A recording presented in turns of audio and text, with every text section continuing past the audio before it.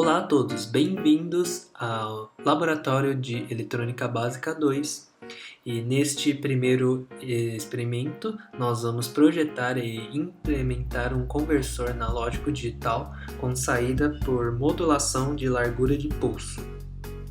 Nós também iremos realizar algumas leituras de grandeza analógica com este conversor. Antes de realizarmos o experimento principal, vamos executar um experimento de introdução e familiarização com a programação no Raspberry Pi. O experimento consiste em um LED, push button e Raspberry Pi em si. Quando o push button é pressionado, o LED se acenderá. O LED está conectado ao pino 11 do header, que corresponde ao GPIO 0 do Raspberry Pi, e temos aqui um resistor ligado em série com o LED. O push button está conectado no pino 11 do header, que corresponde ao GPIO 3 do Raspberry Pi, e ambos, o push button e o LED, estão conectados ao pino 9 do header, que é um dos grounds do Raspberry Pi. E além disso, o GPIO 3 foi configurado com um resistor interno de pull-up que existe no Raspberry Pi, para que quando o push button não estiver sendo pressionado, o GPIO 3 irá ler o nível lógico alto, e quando o push button estiver sendo pressionado, o GPIO 3 lerá um nível lógico baixo. Vamos ver agora o circuito já montado no protoboard. Temos aqui o LED, resistor e o push button.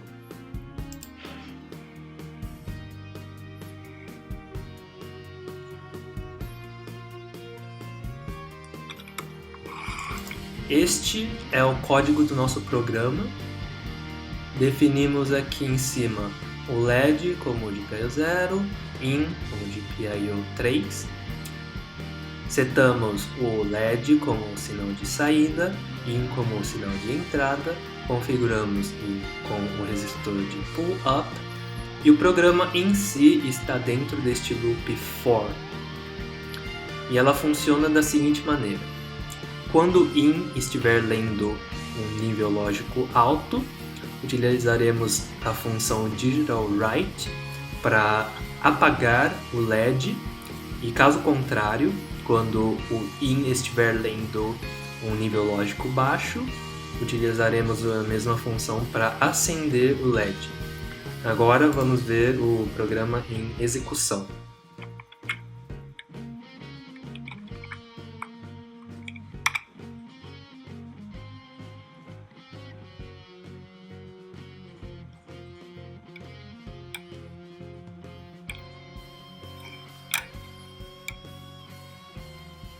Como podemos ver, o programa está funcionando corretamente.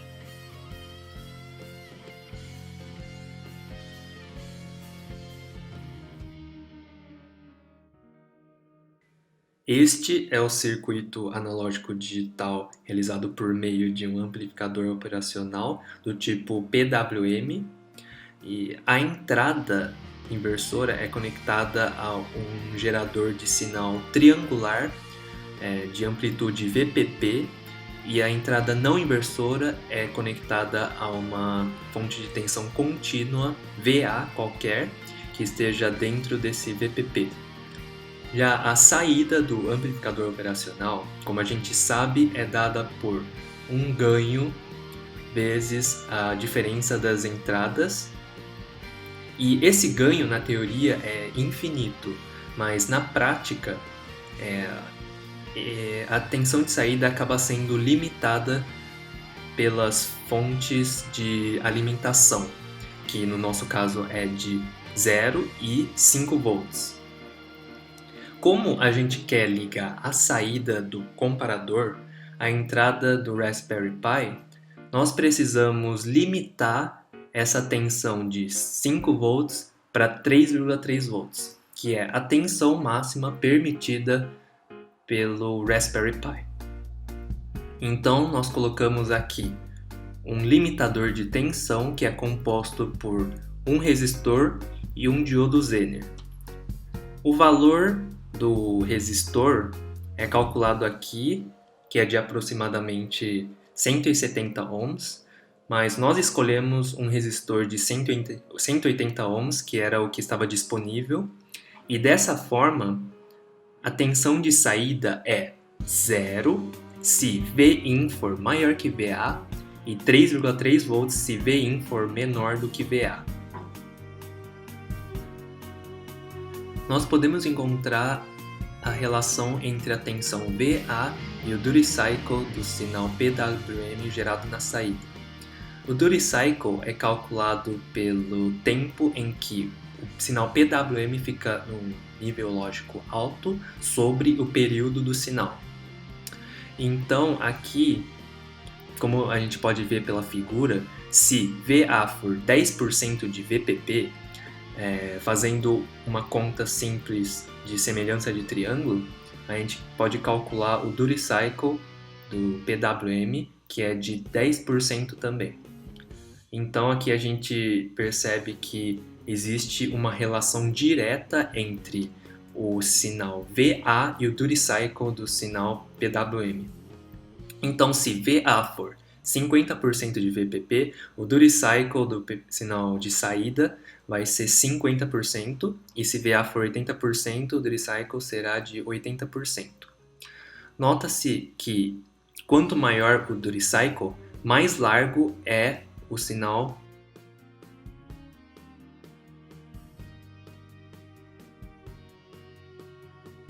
Com o circuito já montado, agora vamos verificar o funcionamento do nosso conversor.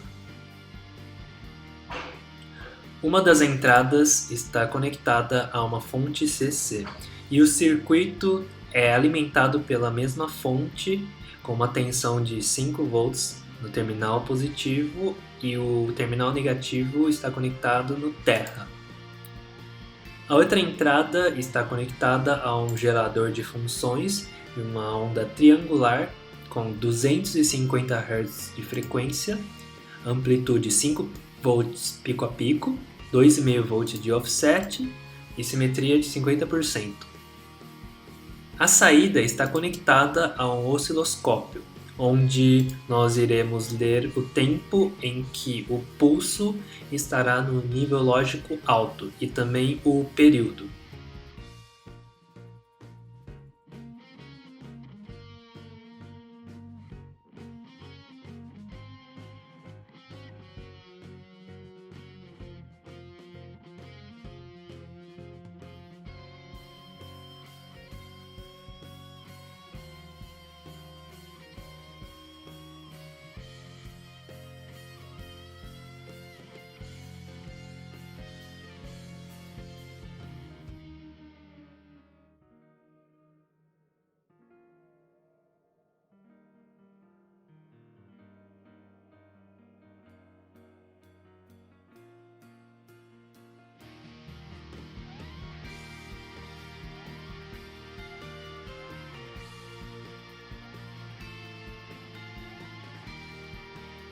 Com as medidas feitas, nós podemos calcular o valor do duty cycle e depois comparamos com os valores teóricos e podemos verificar que eles estão bem próximos.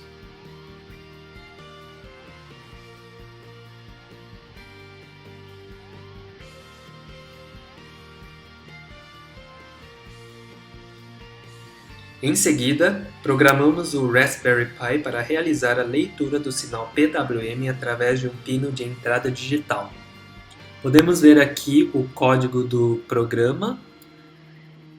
Aqui estão as variáveis declaradas que serão utilizadas ao longo do programa. E o programa principal, o escopo do programa, pode ser visto aqui. E ela basicamente funciona da seguinte maneira. Ela lê o número de vezes em que foi lido nível lógico alto pela entrada digital e divide pelo número de vezes em que foi lido nível lógico alto e também o número de vezes em que foi lido no nível lógico baixo. E dessa forma calcula-se o duty cycle Mas, dessa forma, nós percebemos que o duty cycle calculado estava oscilando em torno do duty cycle real. Então, a solução encontrada foi de calcular 10 vezes o duty cycle, armazenar numa variável e depois tirar a média desses valores. E dessa forma a gente obteve um duty cycle muito mais próximo do valor real. E esse é basicamente o nosso programa. Então vamos agora ver a execução desse programa.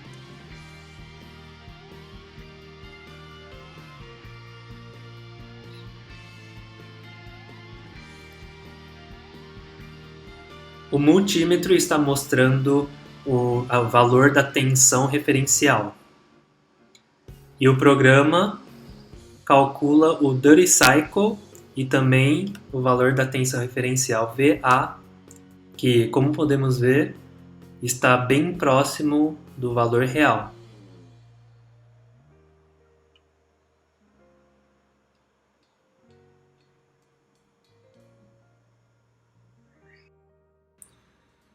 Em seguida, nós conectamos a saída do conversor analógico digital à entrada do programa de leitura do Raspberry Pi.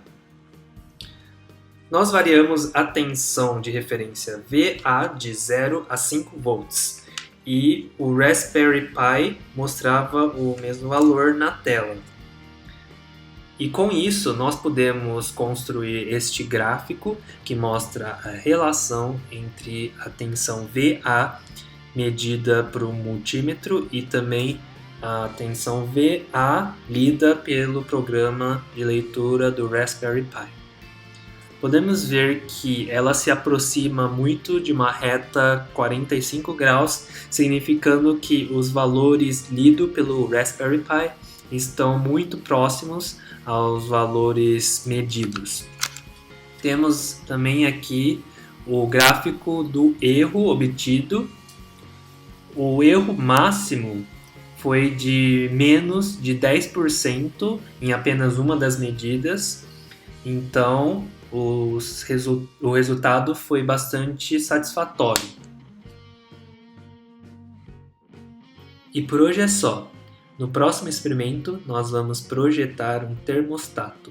E para isso, nós utilizaremos o conversor analógico digital projetado neste experimento.